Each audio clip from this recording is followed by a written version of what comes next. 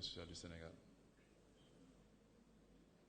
Je crois qu'aujourd'hui, il serait très important que des initiatives soient portées par votre organisation et que vous-même puissiez entamer les relations avec les autorités.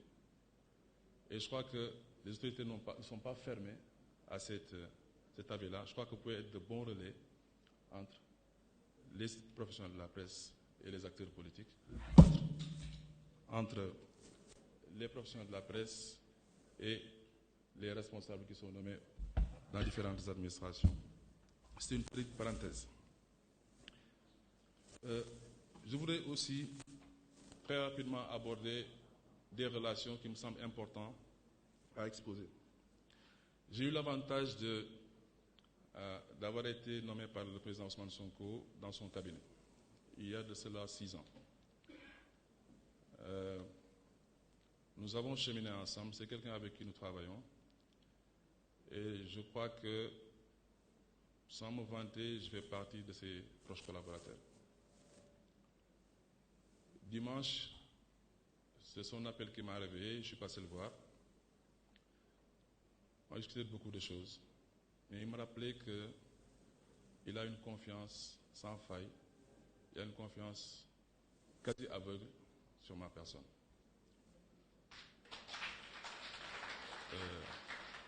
J'ai dit tout à l'heure que j'avais été nommé directeur de campagne. J'étais en voyage entre Bruxelles et New York. Je lui ai fait un message pour lui dire que je me déplaçais aux États-Unis. Bon, j'ai oublié de vous dire que je sortais, etc. Je vais faire 3 jours. Il me rappelait pour me dire non, je ne suis pas d'accord. Pourquoi tu sors sans me le dire? C'est de toi-même que je veux faire mon directeur de campagne. Donc c'est comme ça que j'ai su que j'allais être directeur de campagne. Pour dire que je n'ai pas cherché à l'être, mais cette confiance est encore revenue. Avant cela, j'avais été nommé coordonnateur du Némécotour. Et je crois que si le président Macky Sall avait eu la malchance de nous laisser terminer ce qu'on faisait dans les régions, je crois que le score ne serait pas de 54, mais de 84%. Donc il a eu raison peut-être de nous mettre en prison. Mais avant cela, il m'avait appelé un jour avec des collègues, parmi lesquels l'actuel DG de la PIX, M. Djibi Gueye et autres, me disant que Fadilou savait 8 mois que j'ai demandé à mes équipes de travailler sur le document de financement du parti. Et depuis, rien n'est fait. Bon, après lui avoir posé 2-3 questions, je lui ai dit que bon, ça, on peut l'écrire en 3 jours.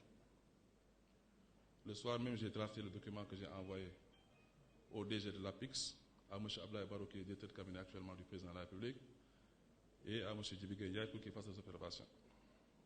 Le lendemain, ils m'ont renvoyé le document. Le surlendemain, je lui ai envoyé. Donc, il faisait que j'ai respecté les 3 jours. Donc, c'est ce jour-là même qu'il a présenté le document en copie et qu'il a dit que Fadilou Keïta, je vais le coopter dans mon cabinet. Donc, c'est ce jour-là que j'ai été dans son cabinet. Et c'est ce document-là qui a été à la base de la première opération de levée de fonds organisée par un parti politique et qui avait permis de mobiliser 125 millions.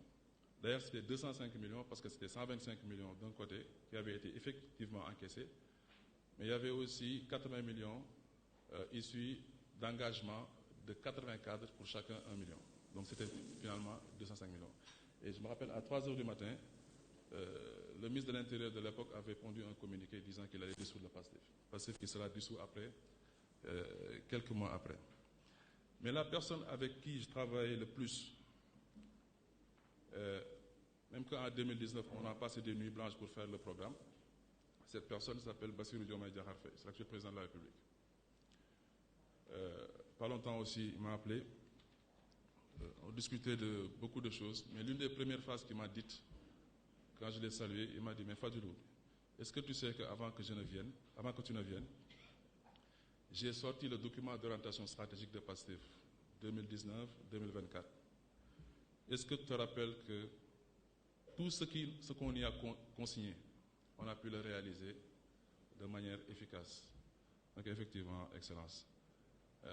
Même que ce jour-là, on a passé la nuit à rédiger le document. Nous avons terminé à 7 heures du matin. On avait omis le volet financier que j'avais ajouté et que finalement, c'est moi-même qui devais aller le rendre au président Ousmane Sonko. L'histoire aussi a fait que ce monsieur, la veille de sa conduite en prison, est passé me voir à Rebeuss pour me dire que le président Ousmane Sonko demande de travailler sur le schéma de rationalisation des instruments de financement de l'économie autour de la Caisse des dépôts. Parce qu'en 2019, j'avais travaillé sur un modèle. Vous avez pu voir que lors du communiqué, en fait, lors du conseil ministre passé, le communiqué a recensé un certain nombre d'organismes publics qu'il faut rationaliser. CDC, FONSIS, BNDE, tout le monde. En fait, c'est de ça qu'il s'agissait. Donc, il me l'a demandé à Rebeuss. Le lendemain, je me suis levé, j'ai vu dans les médias que Bassirou Diomaye Faye avait été attrapé et mis en prison.